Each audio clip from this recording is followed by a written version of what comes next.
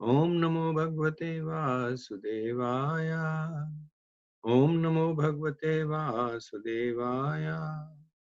Narayanam Namaskrityam Naram Chaiva Narottamam Devim Saraswatim Vyasam Tato Jaya Udiraye Nashtaprayeshu Abhadreshu Nityam Bhagavata Sevaya Bhagavate Uttam Shloker Bhavatir Naishtiki Om Ajnanatimirandasya Jnananjana Shalakaya Chakshurunmilitam Yena Tasmai Shri Gurave Namaha Nama Om Vishnupadaya Krishna Pristhaya Bhutale Srimati Bhaktivedanta Swami Namine Namaste Saraswati Deve Gauravani Pracharane Vishesha Shunnavadi Paschachadeshatarane Mukam Karoti Vachanam Pangum Nangate Girim Yat Kripatamaham Vande Shri Guru Dinataranam Paramananda Madhavam.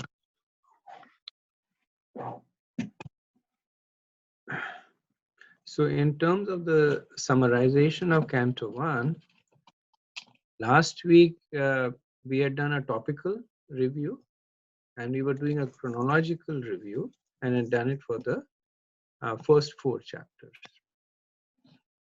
So of the first 4 chapters, the first 3 chapters are considered to be the foundation of the Bhagavatam, just like the first 3 verses of the first chapter are considered to be the foundation, and essentially they establish the basic tattva. So we see that both the paribhasha sutra verses appear in the first 3 chapters. The 1.3.28, which is Etacham Sakalapumsha Krishnastu Bhagwan Swayam, one of the paribhash verse, and the other is Tatvidam Tatvidam Tattvam Vidas Tattvam Yajnana Sadvayam Brahmeti Parmateti Bhagwan Iti Shabdyate. Here's in 2nd chapter 1 to 11. So it establishes the position of Krishna. The first chapter begins with Om Namo Bhagavate Vasudevaya. It establishes the position of the Bhagavatam. The sages ask that now that Krishna has gone, then where will Dharma take shelter? And the answer is given as Bhagavatam. And then the process of devotional service is also summarized.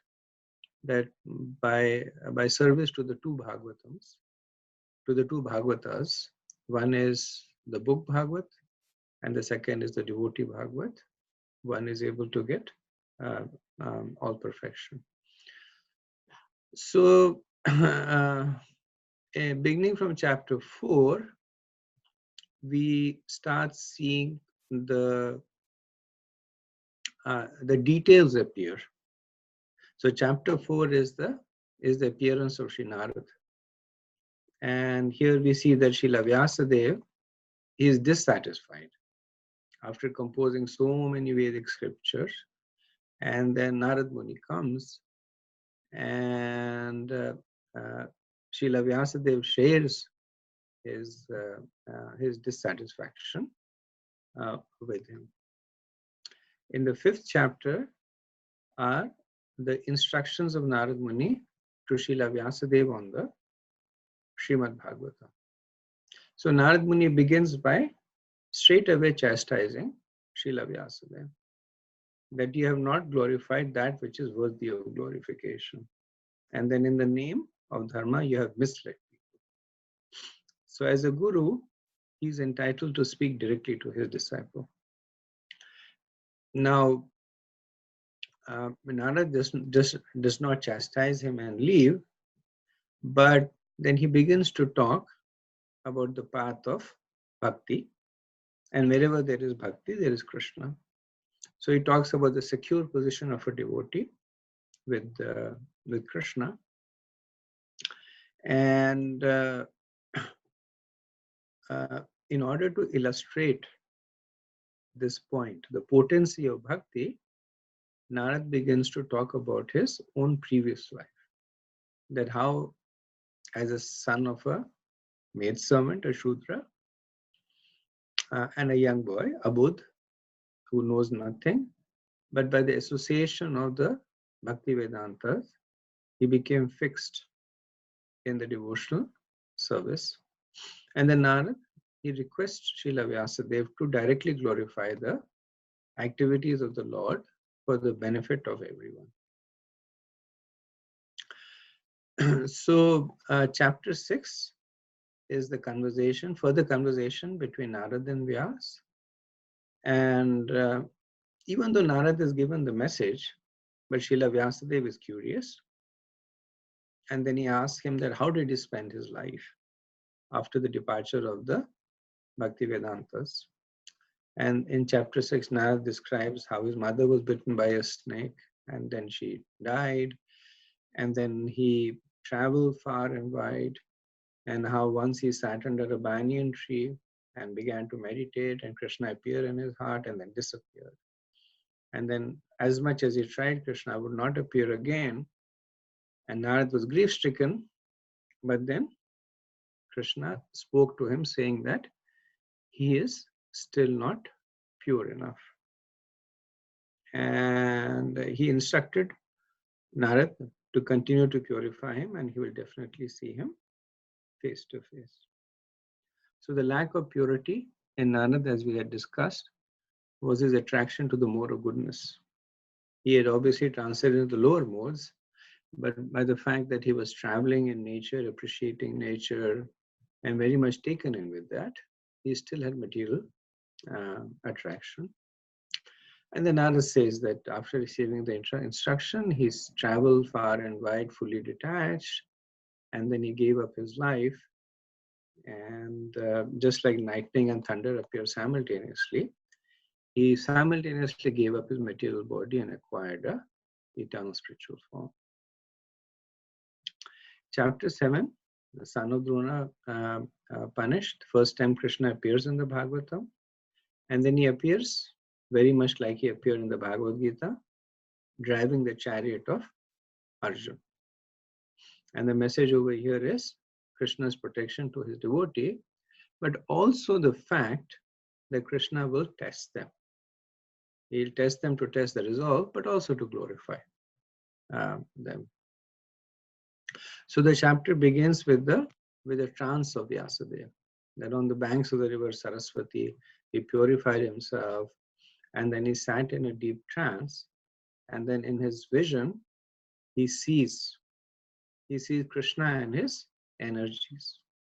And standing little behind Krishna, ashamed of herself, is Maya Devi, who is deluding the world. And he saw the position of the jivas. So inspired by this vision, he compiles the Srimad Bhagavatam and teaches it to his son, Sukadeva Goswami. So this chapter also has the famous Atmaram verse.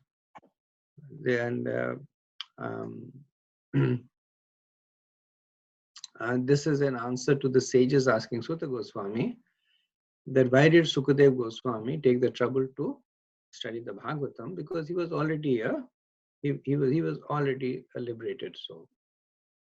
And then Sutta Goswami replies by the Atmaram verse that even liberated souls are attracted to the Bhagavatam. So now in the rest of the chapter, we see a description of the interaction between Arjuna and Ashwathama. So Ashwathama had killed the 5 sons of Draupadi. He had also killed many other in the Pandav camp, like Drishadum and Shikhandi. And then he had run. So when Arjun chased him, then Ashwathama, he throws the Brahmastra at him, and with the instructions of Krishna, Arjun, he throws a Brahmastra that neutralizes it. And then he captures Ashwathama. So now Krishna takes him back to the camp, and Draupadi and Yudhishthir say that Ashwatthama should be left, but Bhima and Krishna say that he should be killed. And then finally, Krishna tests Arjun. He says, you should do something that satisfies everybody. So Arjun, expertly, he cuts the hair and he takes off the money in the forehead of Ashwatthama. So by insulting him, he kills him but does not kill him. Chapter 8 is the prayers of Queen Kunti. So the mood here has changed from the Sakhya Ras of Arjun to the Vatsalya Ras of Kunti Devi. And at the beginning of the chapter, Ashwatthama, he throws another Brahmastra, this time directed at the Pandavas and in the womb of Uttara. So while the Pandavas are able to protect themselves, the Brahmastra that goes to the womb of Uttara, Krishna enters into the womb and he neutralizes it. And he protects the embryo, or according to some acharyas, the embryo was killed, but he revives. He revives the embryo, and then he gets ready to leave Hastinapur to Dwarka. At that time, Kunti Devi comes, and then we have the famous prayers of Queen Kunti. So Kunti Devi begs him to stay in Hastinapur, and then she expresses her desire for becoming materially detached. So she prays to Krishna to sever her affections to everybody but Krishna himself. And then we also see the first glimpse into a mood of a pure devotee. Like Kunti Devi, she in her prayer, she talks about so many trials and tribulations that happened in her life, and she considers them, all of them, as mercy of Krishna. She never says that, why did we suffer when you were there? But she says, thank you for these sufferings, because through them, I was able to develop a better understanding of you. And then she says this famous verse that may this suffering come again and again, because when this suffering comes, my attraction to you increases. So when Kunti Devi ends her prayer, Krishna attempts to leave again, but now he is stopped by Maharaj Yudhishthir, who at this point is in a deeply dejected mood because of all the genocide that has been committed, according to him, for his personal gain. So chapter 9 is the passing away of Bhishma Dev in the presence of Lord Krishna, and we see over here how Krishna is reciprocating according to the mood of his devotee. So Yudhishthir is so tormented, but by Krishna's arrangement, no one is able to pacify him. Even Krishna is not able to pacify him. So all of them go to Bhishma Dev, who is lying on a bed of arrows, waiting for an auspicious time to give up his body, but really waiting for Krishna to come. So when Krishna appears with everyone, we see these beautiful prayers by Bhishma Dev, in which he describes the glories and the position of Krishna, and he talks about what has happened and considers it to be an inconceivable plan of Krishna. And then he expresses his gratitude that Krishna has personally come to be present. Then he answers the questions of Bhishma Dev about different aspects of politics, morality, and religion. And then while he is talking, the sun reaches the point where the yogis decide it's favorable for the yogis to leave their body. And at this point, Bhishma Dev prays that the form of Krishna as a chariot driver of Arjun with his body covered with dust and with blood coming inflicted by the arrows of Bhishma Dev. Parthasarathi Krishna always remains in his heart. And with this prayer, Bhishma breathes his last. And the Pandavas, after doing the last rites, they return to the kingdom. Yudhishthira is now pacified, and then he begins to rule the kingdom as per the instructions received from Bhishma Dev. Chapter 10 and 11, they basically talk about the interaction of Krishna with his devotees, the action of the devotees, and the reciprocation by Krishna. And the message that comes through is how Krishna is able to maintain and nourish infinite relationships simultaneously and completely. So after having helped Yudhishthira perform 3 Ashwamedha yagyas, Krishna returns to Dwarka. So here we see the mood of the residents of Hastinapur at the departure of Krishna. So there's a beautiful poetic description, especially of the ladies of Hastinapur who offer their prayers as the Lord leaves. And they appreciate their own fortune, that they're able to get the audience of Krishna. And they also comment upon the good fortune of the ladies of Dwarka, with whom he intimately associates. So Krishna accepts the prayers, reciprocates with a smile, and then leaves Hastinapur for Dwarka. Chapter 11 is Krishna's entrance into Dwarka. And then as he reaches the outskirts of Dwarka, he blows his conch shell.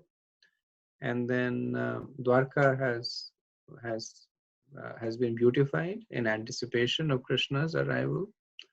And then hearing his conch shell, the citizens understand that Krishna is near the gate, and they all rush. The chapter also describes the beauty of Dwarka, all the natural opulences. And various citizens of Dwarka, they approach Krishna in their respective moods, and Krishna reciprocates appropriately. And then we also see that how Krishna successively meets and greets in higher and higher bhavas or rasas. That first the general citizens, the mood is more of neutrality, then his friends, then he goes to his mother's palace, and then finally he enters the 16,108 palaces of each of his queen. And then we see the reciprocation of Krishna and his queens, how they send their sons to embrace Krishna, how they embrace Krishna within their own heart, and how Krishna is appearing to be simultaneously associating with each of his queen. At this point, Krishna disappears from the Bhagavatam for the time being, and we go to chapter 12, which is the birth of Emperor Parikshit. So the sages of Naimisharanya, while they have been relishing all this Krishna Katha, but they want to get the attention back to the topics about Maharaj Parikshit. So Sutta Goswami, he accepts the prodding, and then he begins by glorifying the rule of Maharaj Yudhishthira. So he talks about Parikshit Maharaj, how within the womb of his mother he saw Krishna while he was protecting him, and then Sutta talks about the birth of Parikshit and the observance of the Jati Samskar of Yudhishthira. We also hear about the predictions made about Maharaj Parikshit by the Brahmanas there, that how he will be a worthy descendants of the illustrious Pandu dynasty, how he will be comparable to Arjun in terms of valor, to Yudhishthira in terms of understanding of Dharma. We also see Yudhishthira performing the Ashwamedh Yagyas in the presence of Krishna. So even though in the previous chapter it was mentioned that Krishna induced Yudhishthira to perform 3 Ashwamedh Yagyas, from here we get an understanding that they were not all performed at the same time, and some of them were performed when Krishna had already left for Dwarka, but then Krishna came back, and Krishna would often go back and forth. So we now come to chapter 13. So beginning with chapter 13, we see that the stage is getting emptied so that new actors can come. So chapter 13 is Dhritarashtra quits home. So here we see that Vidur comes back after learning the science of spirituality from Maitreya Muni.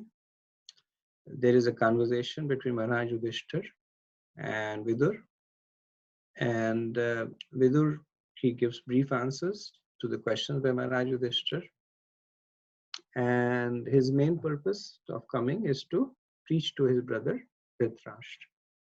So he preaches very strongly to Dhritarashtra to break his ropes of material attachment, and he succeeds. So in the middle of the night, Dhritarashtra, Gandhari, and Vidur, they leave. And when Yudhishthira finds out, he becomes concerned, and then he questions that where has the king and the chaste wife gone. So while he was questioning, Narad Muni appears, and Narad Muni does not directly answer the question, but he first talks about the notion of being the protector. So he preaches first to Yudhishthira that you should not consider yourself to be a protector, because you yourself are protected, and the ultimate protector is Krishna. And after giving this lesson, then Narad Muni, he also reveals what has happened with Dhritarashtra. He tells him that he's headed north to the Himalayas, and there he will practice Astanga Yoga. And in due course of time, by the process of yoga, he will give up his body in the yogic fire, and Gandhari will enter into the fire and also give up her body. Chapter 14 is the disappearance of Krishna. So not directly talked about, but indirectly. So we see that Maharaj Yudhishthira is noticing many inauspicious signs, and he begins to worry about what has happened. Arjun at this point is in Dwarka, and he has yet not come. He's been living there for a few months. So Yudhishthira is worried about Arjun and also about Krishna. So at that point, Arjun returns, and Yudhishthira questions him about the welfare of the Yadus. So seeing the dejected countenance of Yudhishthira, of Arjun, Yudhishthira concludes that Krishna has disappeared. Chapter 15 is the Pandavas retire timely. So here Arjun answers the question of Yudhishthira, and he first talks about how he was empowered by Krishna. So he talks about so many deeds that he did that reflect on his greatness, but he attributes it all to the protection of Krishna. He also talks about his intimate relationship with Krishna, and then how in the absence of Krishna, he lost to some insignificant aborigines, and then he could not keep the vow that he had given to Krishna to protect his wives, and he could not protect the women. And then Arjun relates the news of the destruction of the Yadu dynasty because of a Brahmana's curse. So at this point, Arjun, feeling great grief, he remembers the instructions of Krishna that were given to him in the battlefield of Kurukshetra. And taking shelter of the instruction, he becomes dhira. He becomes self-composed. By hearing this, Yudhishthir also becomes detached. And after doing the necessary political activities like crowning his grandson Parikshit as the king, he gives up everything, and like a person who has no care, he leaves the kingdom, not even caring for his brothers and Draupadi. So all the Pandavas, including Draupadi and Kunti Devi, they follow Yudhishthir, and even though it's not mentioned in the Bhagavatam, in the Mahabharata is mentioned that one by one they give up their lives to return back to Godhead. And then Vidur also, in due course of time, he also gives up his body and dies. Chapter 16, now the focus is on Maharaj Parikshit, how Parikshit received the age of Kali. So Sutta goes on by describing the opulence of the kingdom under the rule of Maharaj Parikshit. And he also talks about how Maharaj Parikshit chastised the personality of Kali. So Sutta Goswami at this point, he gives a summary that Maharaj Parikshit when he was touring the kingdom, then he comes across the cow and the bull. The cow is Mother Earth and the bull is Dharma, and how a Shudra was trying to break their legs. And Maharaj Parikshit takes out a sword to kill them. And this pastime continues in chapter 17, the punishment and reward for Kali. So when Maharaj Parikshit takes out a sword to kill Kali, then Kali surrenders to him, and Maharaj Parikshit offers him protection. Chapter 17 also has a wonderful conversation between the bull and Maharaj Parikshit on the principles of Dharma. So when Kali surrenders to Parikshit, then Maharaj Parikshit banishes him, but Kali requests for a place where he can live. So he offers him 5 places where there is gambling, drinking, prostitution, animal slaughter, and where gold is hoarded. So because there were no such place in the kingdom of Maharaj Parikshit, he effectively curtailed the influence of Kali. Chapter 18 is the cursing of Maharaj Parikshit by the Brahman boy. So this describes that how Maharaj Parikshit was traveling in a forest, and then overcome by thirst, he enters into the ashram of Shamik Rishi. He feels insulted that he has not been welcomed. He places a death snake, and then when his son Shringi, he learns about it, he curses that Maharaj Parikshit will die in 7 days. So Shamik Rishi, he sends a messenger to inform Maharaj Parikshit about it, and he prays for the Lord to forgive the son for his foolishness. Chapter 19, the last in the first canto, talks about the appearance of Sukadev. And here we see Maharaj Parikshit lamenting about the sin that he did and insulting. And then he is informed about the curse and his imminent death in 7 days, and he is happy about it. So he immediately gives up his kingdom. He crowns his son.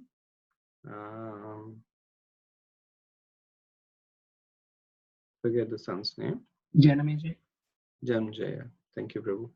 So he crowns his son Janamejaya, and he goes to the bank of the Ganges, and he sits there, resolving to fast until his death. At the time, many rishis arrive. Maharaj Parishad welcomes them, and they also congratulate him on his decision to fast. At this point, Maharaj Parishad asked them 2 questions. He asked them about what is the duty of a person and the duty of one who is ready to die.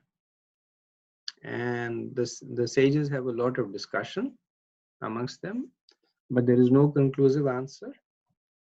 So at this point, Sukadev Goswami appears, description of the beautiful characteristics of Sukadev Goswami.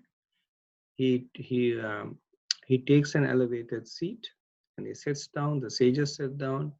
Maharaj Parishad offers him obeisances. He offers him sweet words, and he is there ready to ask questions.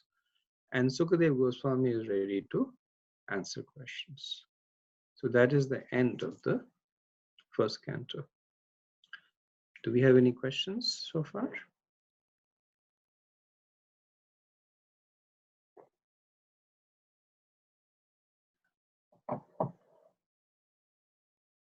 Okay, if not, then we can start with the second canto. So just in terms of the connection between the first and the second canto, so the first canto of the Bhagavatam is called creation because it deals with sarga. So there are 2 kinds of creation. One is called sarga and the other is called visarga. So sarga is the primary creation, which is done by Krishna, and visarga is the secondary creation that is done by Lord Brahma. So the first canto essentially established the principles of sarga.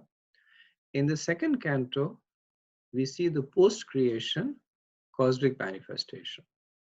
So we will see the different planetary systems being described as the different parts of the universal body and the material aspect of the creation. So the second canto is described as the cosmic manifestation. The first canto is creation, the second canto is the cosmic manifestation. So the first canto is sarga and the second canto is visarga. The second canto has 10 chapters. It is one of the smallest cantos in the Bhagavatam. Between the second and the 12th, I don't know which is the smaller, but both of them are very small. And in these 10 chapters, we will see the purpose of the Srimad Bhagavatam and the different symptoms of the purpose of Bhagavatam being narrated. So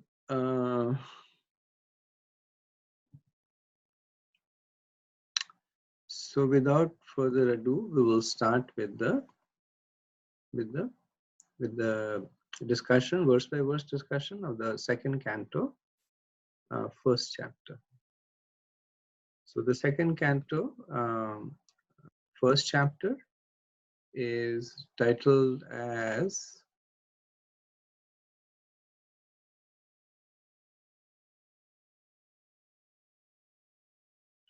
the first steps in God realization.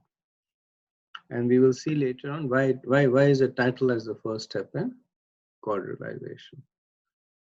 So 2.1, invocation. So just like the first canto begins with an invocation, the second canto also begins with an invocation. And we have the same invocation. It starts with the invocation, Om Namo Bhagavate Vasudevaya. O my Lord, the all-pervading personality of Godhead, I offer my respectful obeisances unto you. So, Maharaj Parikshit, who is soon to die, has requested Sukadeva Goswami to explain what he should do during his remaining days. So, before Sukadeva begins to reply, he is invoking auspiciousness by saying Om Namo Bhagavate Vasudevaya. So we see Sutta Goswami doing exactly the same thing. And this is expected because he is following in the footsteps of his Guru Maharaj. So the goal of the Bhagavatam is to awaken the love which is dormant in the hearts of the conditioned soul towards Krishna. So although Krishna is all pervading, he is nevertheless a person. So this understanding is difficult to grasp with our limited intelligence, that how can a person with specific characteristics be unlimited. And in order to understand the personal form of Krishna, one must hear the Bhagavatam from his devotee.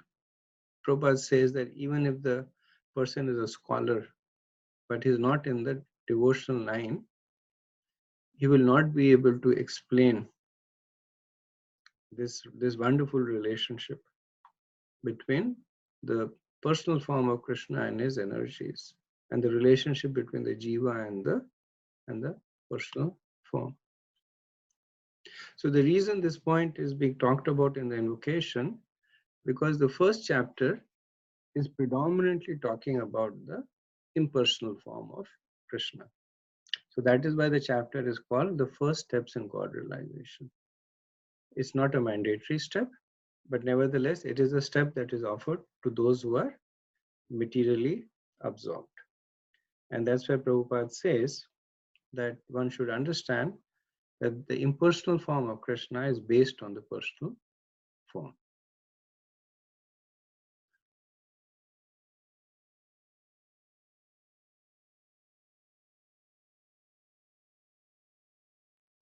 Okay.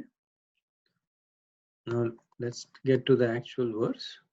Second canto, first chapter, the first verse. Shri Sukha Vacha Varyane Shata Prashnaha Kritalokitam Nrpa Atmaved Samatah Pumsam Shrotavyadishu Yah Para. Sukadeva Goswami said, "My dear king, your question is glorious because it is beneficial to all kinds of people. The answer to this question is the prime subject for hearing, and it is approved by all transcendentalists." So these are the first words that are spoken by Sukadeva Goswami in Srimad Bhagavatam. So by Krishna's will, he has appeared exactly at the appropriate moment. The Maharaj Parikshit had just asked the sages about one's duty during the fearful time that just precedes death. So most people in these circumstances, they take shelter of other things, that they may deny it, they may fight it, they may seek the shelter of illusion. But Maharaj Parikshit is sober, and he's facing it in an inquisitive mode. So in the first chapter, we will see a description on the process of meditation on the universal form of the Lord. So when Sutta was asked by the sages that what are the Purush avatars, he had also first described the Virat Roop. So if you remember in the 3rd chapter, in the first set of verses, he had described the Virat Roop as a way to the personal form of Krishna. And again, we see that the reason Sudha did that is because that is what Sukdev Goswami did. So as a true disciple, he is following the path that has been established by his guru rather than manufacturing things. So Parishad Maharaj had asked Sukdev Goswami at the end of the 19th chapter, 1st canto, that what is perfection and the means to perfection? What is that needs to be heard, chanted, remembered, and worshipped, as well as what is not to be heard, chanted, remembered, and worshipped? So, so the question that Maharaj Parikshit asks Sukadev Goswami is very similar to the question that he asked the sages, with one difference. That he had asked the sages that what should the man do? To Sukadev Goswami he asked, what should the person do and what should he not do? And the reason that he asked this is because he had seen the sages come up with numerous options. Some said karma, some said gyan, some said sankhya, some said yoga. So Maharaj Parishad understood that while they are all correct answers, there has to be one answer that is completely correct. So that is why when he asked Sukdev Goswami the same question, he modifies it. That please don't give me a multi-part answer, that you could do this, you could do this. He says, tell me what I need to do and what I should not do. And we see this process also in scriptures, that when something is being described that is important with great details, then both the aspects of it are described. What it is and what it is not. That remember Krishna and never forget Krishna. Both aspects are described. So here Sukdev Goswami, for the sake of completeness, is again asking him that what should be done and what should not be done. So Sukdev Goswami, in his very first words, he rejoices at this question, calling it Variyan, which is glorious. And Vishwanath Chakravarti, he comments that even the questions by the devotees are glorious. One would expect the answers to be glorious, but even the questions are glorious. And the reason that they are glorious is because they are lokahitam, that they are for the benefit of all kinds of people. They are atmavit, they are approved by the transcendentalists, and then they are shrotavya adishu, that the answer, the questions evoke an answer that is para, that is supreme in all kinds of hearing.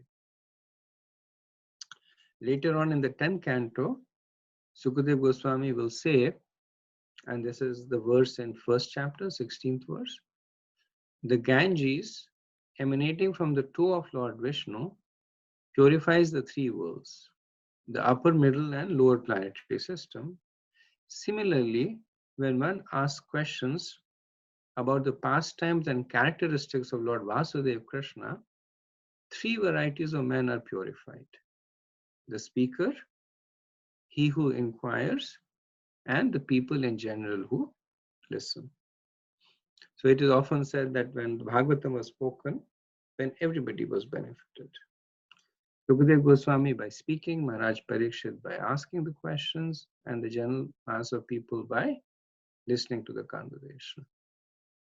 So we come in the 3rd category, that even though we are not present in that assembly, but we are also the people in general who listen. So just like Maharaj Parikshit and Sukadeva Goswami benefited, we can also get the same benefit.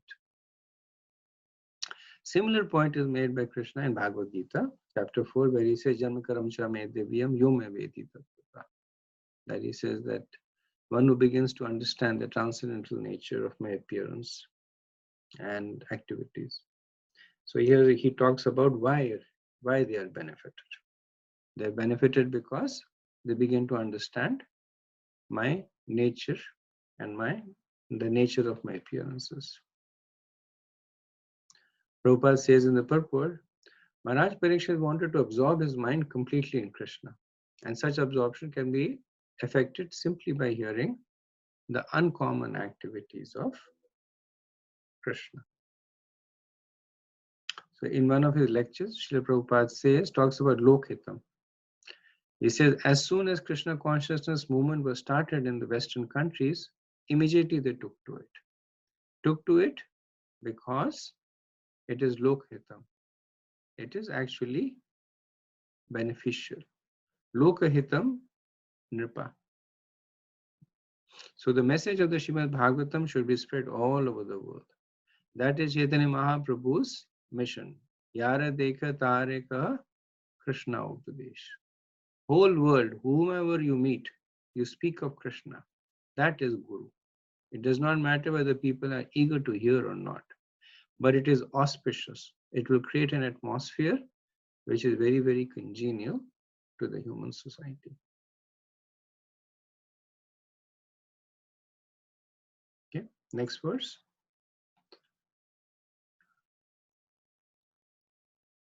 Shrotavyadini Rajendra Nanam Shanti Sahasrasha Apashyatam Atmatattvam Greshu Grahamedinam.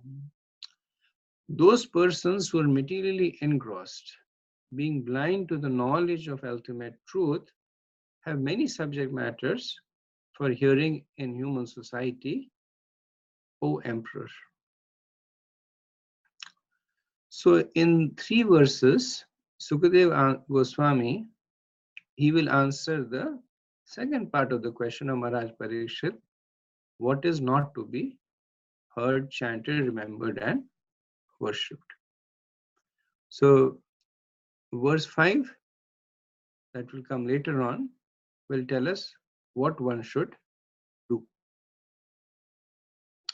So Sukadeva Goswami in this verse, he is talking about the karmis.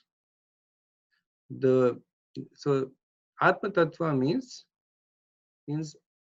trying to understand these questions about the self. But who am I? What should I do? What is my future? How do I get deliverance? Why am I suffering? So those who are living in Sukadeva Goswami says, Griheshu Grahamedinam. So materially attached householders in their homes. They don't ask these questions. He says, Apashyatam. Or if they do ask the questions, they will ask in the material context. And then they have Sahasrasha. Sahasrasha means thousands and millions of useless questions. He said, Shrutavya Adini. So there are questions like, how do I make more money? How do I become rich and famous? How do I protect my wealth? He said, there are so many questions. And they are all, he says, are Shrutavya Adini. And listening to them has no benefit. Vishwanath Chakravarti says, Graha Medina means those who are attached to their houses, absorbed in the 5 sins in the houses. He doesn't elaborate what the 5 sins are, and I couldn't find a description of them also. So Graha Medina Medar. Medar means that they're actually doing violence. Prabhupada in the purport says that in the revealed scriptures, there are 2 nomenclatures for the householder's life. One is Grahastha and the other is Gramedi. The Grahasthas are those who live together with their wife and children, but live transcendently for realizing the ultimate truth.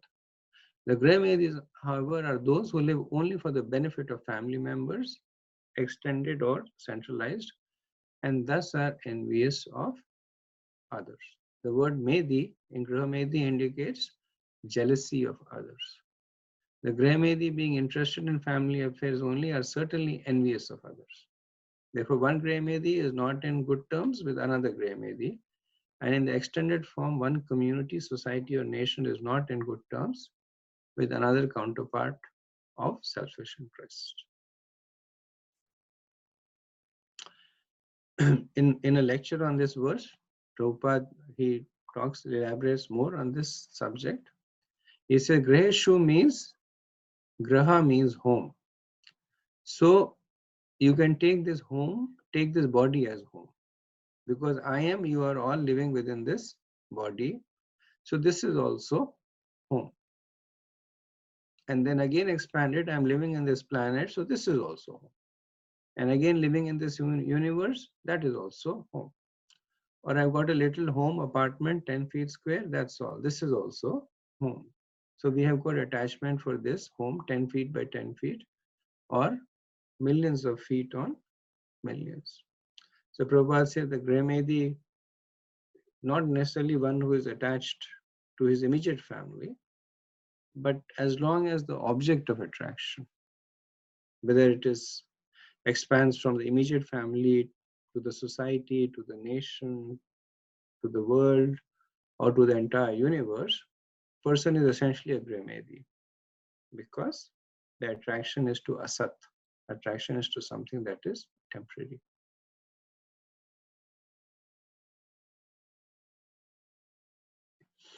Okay, I'll read the next verse and after that I'll stop for any questions or comments. Nidraya hriyate naktam yavayayena chavavaya divacharte hayarajan kutumba bharenava.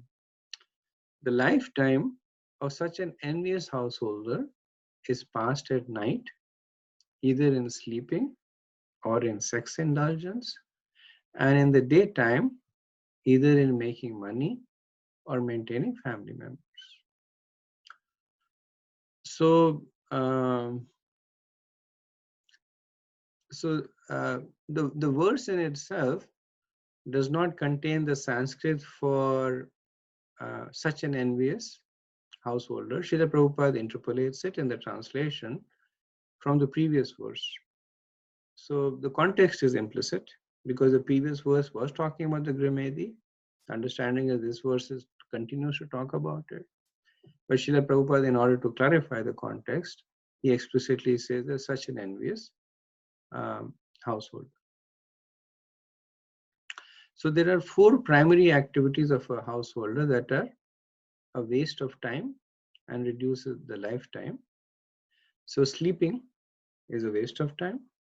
And Bhagavad Gita, Krishna says what is night for all beings is a time of awakening for the self-control. And the type of awakening for all beings is a night for the introspective sage. The second is indulgence in sex. It reduces one's life. So one is because the indulgence in sex precedes and follows attraction to the opposite sex. And then it's also understood that one's vital energy is sapped by indulgence in sex. So that reduces one's life. Third is the endeavors to make money. And the fourth is to maintain family members. So both of them take away one's valuable time that can be used in contemplating on the higher principles of life. And because these endeavors take a lot of energy, they sap the vitality of the person. So so one thing that is important to note is that Sukadev Goswami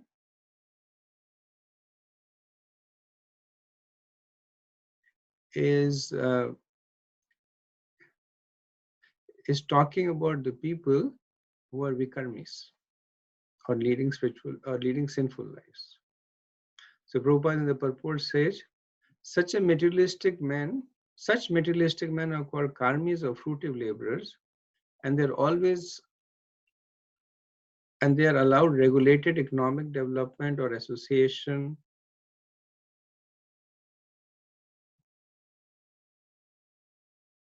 I'm sorry. Let me restate that. So it is important to note that Sukadev Goswami is not talking about vikarmis. So vikarmis are people who are grossly sinful. They're committing blatantly sinful activities. But these people are not vikarmis, they are karmis. And that's why Prabhupada explains that such materialistic men are called karmis or fruitive laborers, and they're allowed regulated economic development or association of women for sex indulgence. But even in this regulated way, Sukadev Goswami is condemning them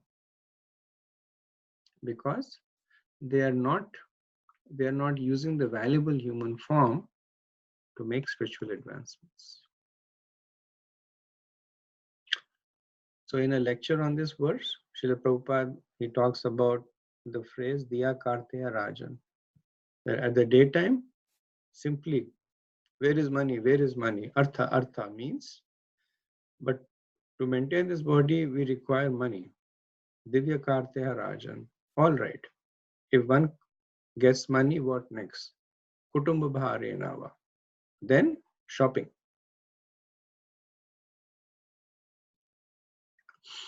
Okay. Next verse is 214, which is a famous verse. I'll stop here and see if we have any comments.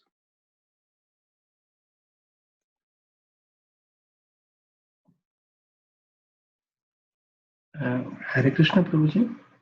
The question is on like sleeping waste of time, correct? But how do we reduce the amount of time that we sleep, Prabhuji? So that we can. So the point over here is about excessive sleeping. So Prabhupada many times in many of his lectures, many of his writings, he would say that sometimes he would say 4 hours, sometimes he would say 6 hours. Then he said 6 hours. He would say 6 hours of sleeping is more than sufficient. But then he said that people sleep for 8 hours, 9 hours, and it's basically a waste of time. He would also talk about sleeping during inappropriate time, that people sleep late and get up late. So the morning time, which is useful for spiritual activities, gets wasted. So he would recommend that the sleeping be regulated in a way that one is able to get up in the Brahma Muhurat, do Mangalarti, study the scriptures. So that's the second way that sleeping sleeping at inappropriate times has a negative effect. Yes, thank you.